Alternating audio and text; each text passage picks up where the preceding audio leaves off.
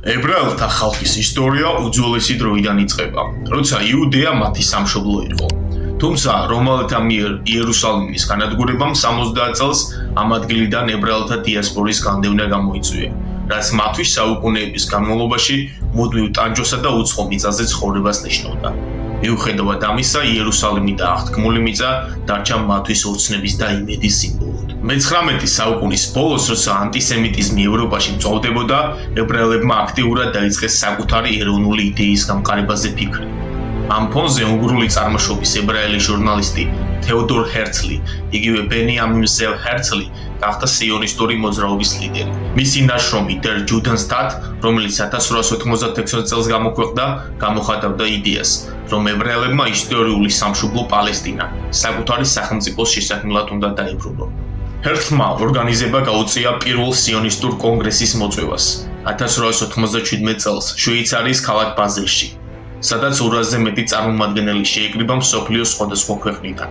კონგრესის მიზანი იყო სიონისტური მოძრაობის ორგანიზება და ებრაული სახელმწიფოს შექმნის სტრატეგიული გზების განსაზღვრა.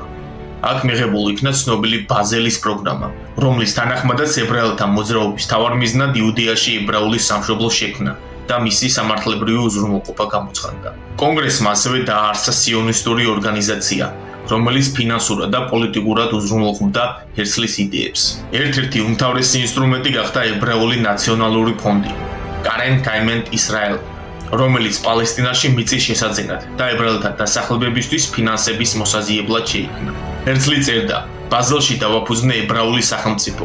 ეს შეიძლება ახლა მხოლოდ ოცნებად მოგეჩვენოთ, მაგრამ 50 წლის შემდეგ ის რეალობად იქცევა და მართლაც 50 წელი არ დასჭირდა, რომ 1948 წლის 14 მაისს ისრაელის სახელმწიფომ დამოუკიდებლობა გამოაცხადა.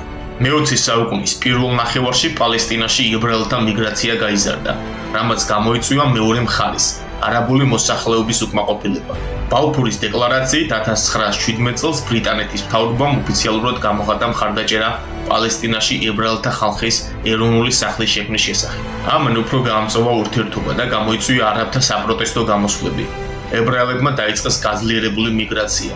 თანდათან ხდებოდა ადგილობრივი კონფლიქტები. მეორე მსოფლიო ომის დასრულების შემდეგ, როდესაც ჰოლოკოსტისგან გადარჩენილი ებრაელები ძველ სამშობლოში დაბრუნებას ცდილობდნენ, ვითარება კიდევ უფრო გამწვავდა. ბრიტანეთი, რომელიც პალესტინას მართავდა, ვერ უმკლავდებოდა ვერც არაბთა პროტესტებს, ვერც ებრაელთა მოთხოვნებს. ამ ვითარებაში გაეროს გადაწყვეტილება 1947 წელს გახდა გადამწყვეტი. გაეროს პალესტინა უნდა გაეყო ორ სახელმწიფო, ერთში ებრაელები, მეორეში არაბები. თუმცა არაბულმა სამყარომ ამ გადაწყვეტილებას წინააღმდეგობა გაუწია. პირველ ებრაულ კონგრესზე ჯერ კაფეოდ არ იყო ჩამოყალიბებული არა მხოლოდ ისრაელის საზღვრები, არამედ მისი მდებარეობაც. საუკეთესო ვარიანტად განიხილებოდა პალესტინის ტერიტორია, რომელიც ებრაელებისთვის ისტორიული მიწაა, მაგრამ ალტერნატიულ ვარიანტად მიიჩნეოდა არგენტინა, რომელიც ჰერცლისთვის ეკონომიკურად პერსპექტიული ტერიტორია იყო. ასევე იყო უგანდის ტერიტორია, დღევანდელი კენიის აფრიკაში, მაგრამ კონგრესზე დაამტკიცეს პალესტინის ტერიტორია. 1948 წლის 14 მაისს, როდესაც ბრიტანეთის მანდატი ამოიწურა პალესტინაში, დავით ბენ-გურიონმა გამოაცხადა ისრაელის დამოუკიდებლობის დეკლარაცია. ისრაელი გამოცხადა რესპუბლიკად, რომლის მთავრობაც შედგებოდა აღმასრულებელი, საკანონმდებლო და სასამართლო ინსტიტუტებისგან. ქვეყანა იქნებოდა დემოკრატიული, მაგრამ მნიშვნელოვანი როლი ენიჭებოდა ებრაულ რელიგიას და ტრადიციებს. ისრაელის პარლამენტი, სენეთი, რომელიც 120 დეპუტატისგან შედგებოდა, განსაზღვრავდა ქვეყნის ეკონომიკას, ბიუჯეტს და საგარეო საქმეებს.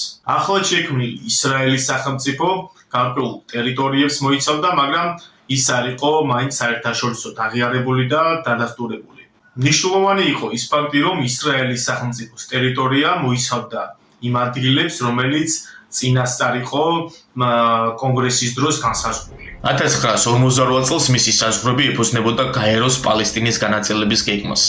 ებრაელებს ერგოთ პალესტინის 56%, ხოლო არაბებს 53%. 1% საერთაშორისო ზონა იყო. მაგრამ ტერიტორიების ასეთი განაწილება ადგილობრივი არაბებისთვის მიუღებელი იყო. გარდა ამისა, 1947 წელს გაეროს გეგმაში იერუსალიმი გათვალისწინებული იყო როგორც საერთაშორისო ადმინისტრაციის ქვეშ არსებული ქალაქი. მაგრამ ეს ნაწილი ომმა შეცვალა და საბოლოოდ ისრაელმა დაიკავა იერუსალიმის დასავლეთ ნაწილი. თუმცა მომავალმა ომებმა ყველაფერი რადიკალურად შეცვალა. ისრაელის სახელმწიფოს შექმნისთანავე დაიწყო არაბეთ-ისრაელის ომი. ის გახდა საერთაშორისო კონფლიქტის პირველი მნიშვნელოვანი ეტაპი. რეგიონში არაბულმა სახელმწიფოებმა და ძალებმა შეიარაღებული მზადება დაიწყეს ისრაელის წინააღმდეგ. ისრაელის წინააღმდეგ იბრძოდნენ ეგვიპტე, რომელიც იყო არაბული კოალიციის ერთ-ერთი მთავარი მოთამაშე, კარგად აღჭურვილი და იბრძოდა ისრაელის სამხრეთით, ნეგევის უდაბნოში. იორდანია და მისი არაბული ლეგიონი იხლებოდა ყველაზე ძლიერ და პროფესიონალურ ძალად კოალიციაში. ლეგიონი შეიჭრა იერუსალიმში და ქვეყნის დასავლეთ სანაპიროებში. სირია, გალილეასა და გოლანის მაღლობებზე იბრძოდა.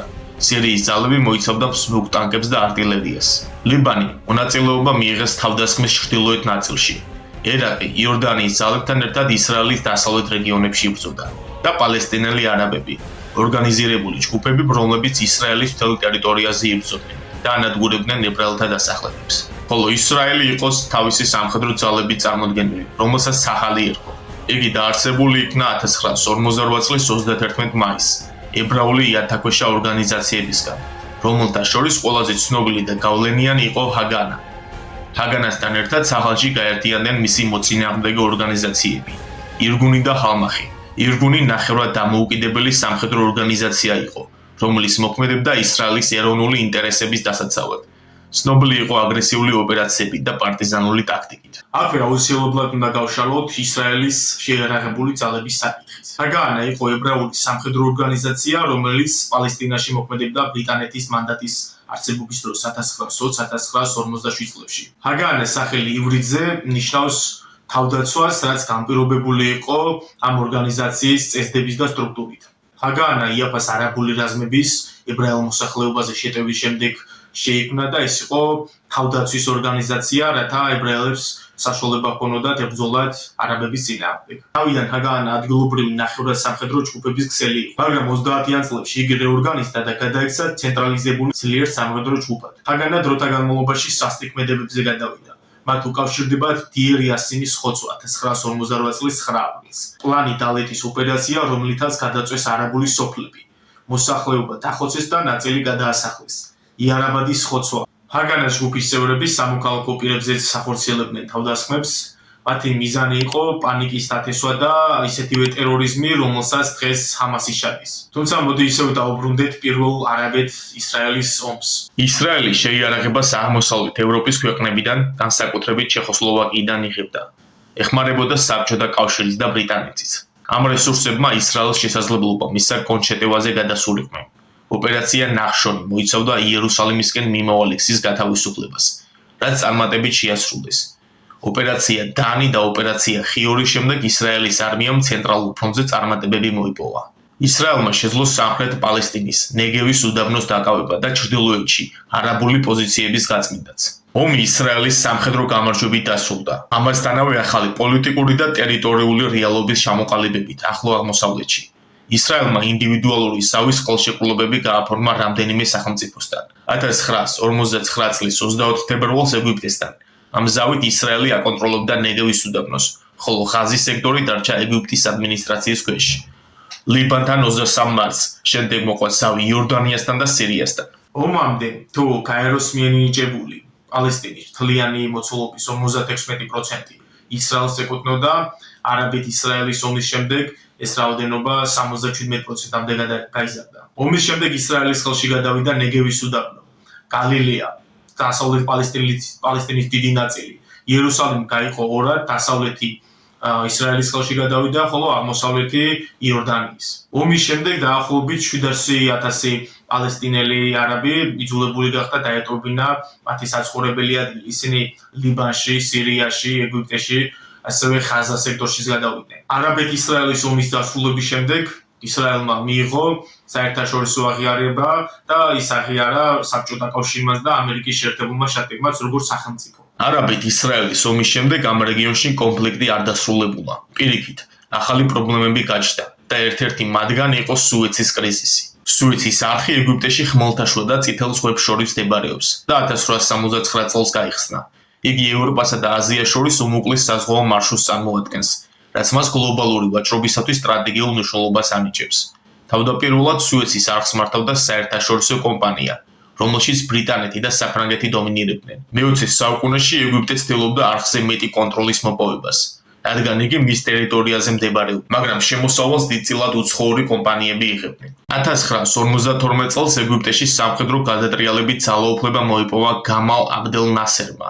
მისი მიზანი ეგვიპტის ეკონომიკური დამოუკიდებლობის გაძლიერება, ბრიტანეთის გავლენის შემცირება რეგიონში და პანარაბული ერთიანობის გაძლიერება იყო. 1956 წელს ნასერმა გამოაცხადა სუეცის არხის ნაციონალიზაცია.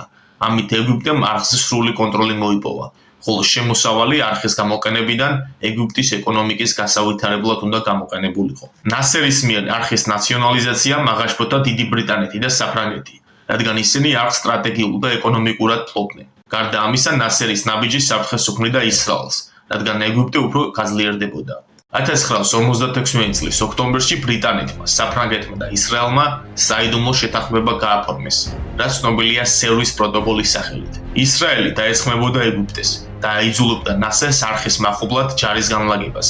ამის შემდეგ ბრიტანეთი და საფრანგეთი ვითომ სამშვიდობო ძალების როლში ჩაერევდნენ, რათა სუეცის არხი დაეცოთ. 1956 წლის 29 ოქტომბერს ისრაელის ჯარმა დაიწყო შეტევა სინაის ნახევარკუნძულზე და ეგვიპტელ ჯარისკაცებთან ბრძოლა. ეს იყო ოპერაცია ქადეში. პარაშუტისტები გადმოსხდნენ ნიუტლაპასის უღელტეხილზე. ტანკებმა და ქვეითმა ძალებმა გადალახეს სინაის უდაბნო. ისრაელმა 48 საათში გაანადგურა ეგვიპტის პოზიციები და ხელთ იგდო სინაის მნიშვნელოვანი ნაწილები. ბრიტანეთი და საფრანგეთი დაეხმარნენ ისრაელს და ავიადარქმები განახორციელეს ეგვიპტის სამხედრო ინფრასტრუქტურაზე 1956 წლის 31 ოქტომბერს. დაბომბეს ეგვიპტის საჰაერო ძალების ბაზები და პორტ საიდის ინფრასტრუქტურა, რომელიც სუეცის არხის ჩრდილოეთ ნაწილში მდებარეობდა. ეგვიპტე ეფექტურად უწევდა წინააღმდეგობას, მიუხედავად იმისა, რომ სამხედრო ტექნიკით სუსტ პოზიციაში იყო. საბჭოთა კავშირმა და ამერიკამ გააკრიტიკეს ევროპული ქვეყნების ქმედებები. განსაკუთრებით ამერიკის პრეზიდენტმა დუაიტ ეიზენჰაუერმა მკაფიოდ განაცხადა, რომ ეს ოპერაცია მიუღებელი იყო. მიუხედავად მძიმე მდგომარეობისა, ეგვიპტის ჯარებმა დიდი წინააღმდეგობა გაუწიეს პარტიზანული შეტევებით. საბოლოოდ სამხედრო მოვლენები შეაჩერა საერთაშორისო ზეწოლამ. საბჭოთა კავშირის კომპარტიის პირველი მდივანი ბირთვული კონფლიქტით დაემუქრა ბრიტანეთს და საფრანგეთს. ისრაელმა სრულად დაიკავა სინაის ნახევარკუნძული, მაგრამ საერთაშორისო ზეწოლის გამო ტერიტორიებიდან უკან დახევა მოუწია. ბრიტანეთმა და საფრანგეთმა პოლიტიკური მარცხი იგენეს და მათი გავლენა რეგიონში შემცირდა. ეგვიპტემ სიმბოლური გამარჯვება მოიპოვა. ნასერი გახდა არა მხოლოდ ეგვიპტის, არამედ მთელი არაბული ქვეყნების ლიდერი. ნასერმა გამოიყენა სუეცის კრიზისი არაბული ქვეყნების გაერთიანების იდეის გასაძლიერებლად. 1958 წელს შეიქმნა გაერთიანებული არაბთა რესპუბლიკა, რომელიც აერთიანებდა ეგვიპტეს და სირიას, თუმცა ორგანიზაცია რამდენიმე წელში დაიშალა. სუეცის კრიზისმა ცხადყო, რომ ისრაელსა და არაბულ სამყაროს შორის ომი არ იყო მხოლოდ ტერიტორიების გამო. ეს იყო იდეოლოგიური ომი ორ დაპირისპირებულ მხარეს შორის. მომავალში სუეცის არხი არაერთხელ გახდა დაპირისპირების მიზეზი სხვადასხვა მხარეებს შორის, მისი სტრატეგიული და ეკონომიკური ფაქტორების გათვალისწინებით. იმ პერიოდში მოვლენების დროებით მოგვარებისა არ დასრულებულა ისრაელსა და არაბულ სამყაროს შორის ბრძოლა, რომელიც შემდეგში გადაიზარდა 6 დღიან ომში. ისრაელის დამოუკიდებლობა არაბულმა ქვეყნებმა არ აღიარეს. 1967 წელს ეგვიპტემ დახურა თირანის სრუტე ისრაელის გემებისთვის, რითაც გაართულა ისრაელის წვდომა წითელ ზღვაზე. ეგვიპტემ სამხედრო ძალები გააძლიერა სინაის ნახევარკუნძულზე და დაიწყო მოლაპარაკებები სირიასა და იორდანიასთან. გამწორდა პალესტინური ორგანიზაციების თავდასხმები ისრაელის ტერიტორიაზე, რასაც 1967 წლის 5 ათივნის მოჰყვა 6 დღიანი ომი. ისრაელმა ამ ომში გამარჯვება ძალიან მოკლე დროში მოიპოვა, რამაც დიდი გავლენა მოახდინა ახლო აღმოსავლეთის პოლიტიკურ ვითარებაზე. ომის პირველ დღეს 5 ივნისს ისრაელმა პრევენციული საჰაერო შეტევა განახორციელა ეგვიპტის საჰაერო ძალებზე. ეს იყო ოპერაცია ფოკუსი. ეს შეტევა საოცრად ეფექტური იყო. ისრაელმა გაანადგურა ეგვიპტის, იორდანისა და სირიის სამხედრო ავიაციის უდიდესი ნაწილი, რითაც საჰაერო უპირატესობა მოიპოვა. ისრაელმა სწრაფად დაიწყო შეტევა ეგვიპტის ძალებზე სინაის ნახევარკუნძულზე. ეგვიპტური ჯარები დიდი დანაკარგით იხევდნენ უკან. 6 ივნისს ისრაელმა გაანადგურა ეგვიპტის ტანკების დიდი ნაწილი. 8 ივნისისთვის კი კონტროლი დაამყარა მთელ ნახევარკუნძულზე. იერუსალიმი და დასავლეთ სანაპირო იორდანიის კონტროლქვეშ იყო. ომის მეორე დღეს ისრაელმა იერუსალიმის ნაწილი დაიკავა, მათ შორის ძველი ქალაქიც. ეტაპობრივად ებრაული გავლენა დასავლეთ სანაპიროებზეც გავრცელდა. 6 დღიანი ომი ახლო აღმოსავლეთის ისტორიაში ერთ-ერთი ყველაზე დრამატული და მნიშვნელოვანი მოვლენაა. ისრაელმა დაამტკიცა თავისი სამხედრო სიძლიერე, მაგრამ ამან გამოიწვია ისრაელსა და მის მეზობლებს შორის კონფლიქტი, რაც დღემდე გრძელდება. ამ ომმა საფუძველი ჩაუყარა უფრო რთულ კონფლიქტებს. როგორიცაა იომ კიპურის ომი 1973 წელს და პალესტინური ამბოხებები, ეგრეთ წოდებული ინთიფადები. ისრაელის ყველაზე გამორჩეული სამხედრო და პოლიტიკური ფიგურა, რომელმაც მნიშვნელოვანი როლი ითამაშა 6 დღიან ომში იყო მოშე დაიანი, რომელმაც თვალი მეორე მსოფლიო ომში დაკარგა და მისი თვალი და თვალის ასახვევის სიმბოლოდ იქცა ისრაელის სიმტკიცისა და დამოუკიდებლობის ბრძოლისათვის. იგი 6 დღიანი ომის დაწყებამდე რამდენიმე დღით ადრე დანიშნა პრემიერმა ლევი ეშკოლმა თავდაცვის მინისტრად. ეს ნაბიჯი მოულოდნელი იყო, მაგრამ ეფექტური. დაიანი იზიარებდა პრევენციული შეტევის სტრატეგიას, რაც ისრაელის გამარჯვების მთავარი მიზეზი გახდა. მოშე დაიანი არ იყო მხოლოდ სამხედრო სტრატეგი, არამედ შორტსურათელი ლიდერი. მიუხედავად მისი ქარიზმატული ბუნებისა, დაჟინებით იცავდა სიმტკიცეს, მაგრამ ეძებდა ხანგრძლივ მშვიდობას. მისი ცნობილი სიტყვებია: ჩვენ მზად ვართ მშვიდობისთვის დავუთმოთ ის ტერიტორიები, რომლებიც სამხედრო გზით მოვიპოვეთ. ამ ომის შემდეგ ისრაელმა გააფართოვა თავისი კონტროლი სხვადასხვა რეგიონებზე: სინაის ნახევარკუნძულზე და ღაზის სექტორში, დასავლეთ სანაპიროზე და აღმოსავლეთ იერუსალიმში და გოლანის მაღლობებზე. ისრაელის სამხედრო ადმინისტრაციამ დაიწყო ამ რეგიონების მართვა. საერთაშორისო საზოგადოებამ, განსაკუთრებით კი გაერომ, ისრაელის მიერ დაკავებული ტერიტორიების ანექსია არ ცნო. გაეროს 242 რეზოლუციით ისრაელს უნდა გაეყვანა ჯარები ომის დროს დაკავებული ტერიტორიებიდან. ეს დოკუმენტი გახდა ისრაელ-არაბული კონფლიქტის დარეგულირების ძირითადი საფუძველი, თუმცა მისი ინტერპრეტაცია განსხვავებული იყო ისრაელისა და არაბული ქვეყნების მხრიდან. ომის შემდეგ პალესტინელი ლტოლვილების რაოდენობა გაიზარდა და პალესტინაში განმათავისუფლებელმა ორგანიზაციამ დაიწყო უფრო აქტიური და სამხედრო პოლიტიკური კამპანიები ისრაელის წინააღმდეგ. ეს მოიცავდა ტერორისტულ თავდასხმებს იორდანიის, სირიის და ლიბანის ტერიტორიებიდან. ისრაელსა და ეგვიპტეს შორის კონფლიქტი გაგრძელდა. 1979 წელს დაიწყო გამოფიტვის ომი, რომლის დროსაც ეგვიპტე ცდილობდა სინაის ნახევარკუნძულის დაბრუნებას, მაგრამ ეს კონფლიქტი სამხედრო ძალების ჩარევის გარეშე დასრულდა. 1973 წელს იომ კიპურის ომში ეგვიპტე და სირია შეეცადნენ მოულოდნელი თავდასხმებით დაებრუნებინათ დაკარგული ტერიტორიები. ეს ომი ისრაელისთვის დიდი გამოწვევა იყო. 1978 წელს კემპ დევისის შეთანხმების ფარგლებში ეგვიპტემ და ისრაელმა ხელი მოაწერეს ხელშეკრულებას. ეგვიპტემ მიიღო სინაის ნახევარკუნძული, ხოლო ისრაელმა მიიღო ეგვიპტის მხრიდან აღიარება, რაც იყო პირველი შემთხვევა, როცა არაბულმა ქვეყანამ ისრაელი აღიარა. არაბულმა სახელმწიფოებმა ეგვიპტე ხალათში დაადანაშაულეს და გამოაცხადეს მისი იზოლაცია. არაბულმა ლიგამ ეგვიპტე 1979 წელს გარიცხა და მისი შტაბ-ბინა ქაიროდან ტუნისში გადაიტანა. მუსლიმანმა ექსტრემისტებმა, რომლებიც ეგვიპტე-ისრაელის შეთანხმებას ეწინააღმდეგებოდნენ, მოკლეს ეგვიპტის პრეზიდენტი ანვარ სადათი 1991 წელს. კემპ დევისის შეთანხმება ასევე გულისხმობდა დასავლეთ სანაპიროსა და ღაზის სექტორის პალესტინელებისთვის ავტონომიის მინიჭებას, მაგრამ ეს პროცესი რეალურად არ განხორციელდა. 1992 წელს ისრაელი შეიჭრა ლიბანში და განახორციელა ოპერაცია მშვიდობა გალილეისთვის.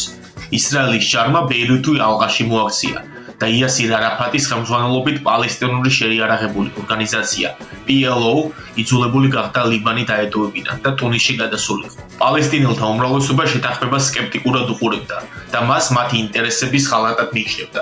ამან ხელი შეუწყო პალესტინელთა წინააღმდეგობის ზრდას, რაც საბოლოოდ პირველ ინტიფადაში გადაიზარდა 1987-1993 წელს. ეს იყო პალესტინელთა მასობრივი აჯანყება ისრაელის სამხედრო ოკუპაციის წინააღმდეგ. სპონტანური გამოსვლები, რომლებიც ძირითადად ქვის სროლით, გაფიცვებით და საპროტესტო აქციებით ხასიათდებოდა.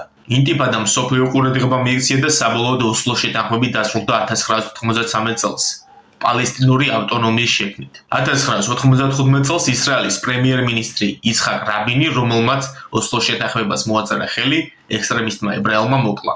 2000 წელს დაიწყო მეორე ინტიფადა, რომელიც პირველზე უფრო სასტიკი და სისხლიანი აღმოჩნდა. მას მოყვა სუიციდური თავდასხმები ისრაელის წინააღმდეგ, ხოლო ისრაელმა მძიმე სამხედრო ოპერაციები ჩაატარა პალესტინურ ტერიტორიებზე. მეორე ინტიფადა დასრულდა 2005 წელს, როდესაც ისრაელმა ღაზის სექტორიდან სამხედრო ძალები და ებრაული დასახლებები გაიყვანა. დღევანდელი მდგომარეობით ეგვიპტე და იორდანია კვლავ ინარჩუნებენ დიპლომატიურ ურთიერთობებს ისრაელთან. პალესტინური საკითხი გადაუჭრელი რჩება პერიოდული კონფლიქტებით ღაზის სექტორში და დასავლეთ სანაპიროზე. ისრაელის ისტორია უნიკალური მაგალითია თუ როგორ შეიძლება უძველესი იდეა რეალობად იქცეს. იუდეველთა მრავალსაუკუნოვანი დიასპორა, სიონიზმის აღორძინება, ბრიტანული მანდატის ქვეშ ბრძოლა და 1948 წელს დამოუკიდებლობის გამოცხადება, ეს არის გზა, რომელიც სავსეა იმედით, ტრაგიზმით და ასევე გამოწვევებით. ისრაელმა პირველივე დღიდან გადაიტანა უამრავი ომი და კონფლიქტი, რათა თავი დაემკვიდრებინა როგორც რეგიონში, ასევე მთელ მსოფლიოში. დღეს ისრაელი მსოფლიოს ერთ-ერთი ყველაზე განვითარებული და ინოვაციური ქვეყანაა, მაგრამ მიუხედავად ამისა, ის მაინც მრავალი გამოწვევის წინაშეა, როგორც არის უსაფრთხოების, ტერორიზმისა და რეგიონში არსებული კონფლიქტების.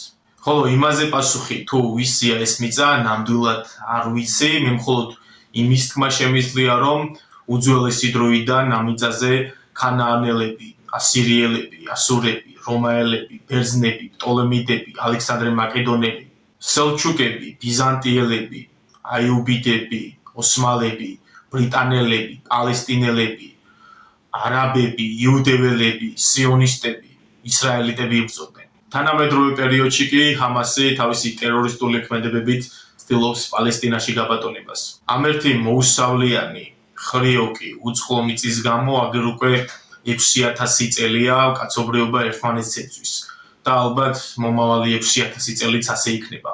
სამწუხაროდ ეს ადგილი სიკვდილის მიწაა, რომელმაც და რომლისთვისაც ბრძოლამ იმაზე გაცილებით უფრო მეტი ადამიანი შეიწირა, ვიდრე სხვა ყველა ტერიტორიისათვის ბრძოლამ ერთად აღებული. ამით ეს ჩანაწერი დასრულდა. ალბათ მოსმენისთვის გამოიწერეთ არხი. კარგად ბრძანებოდეთ.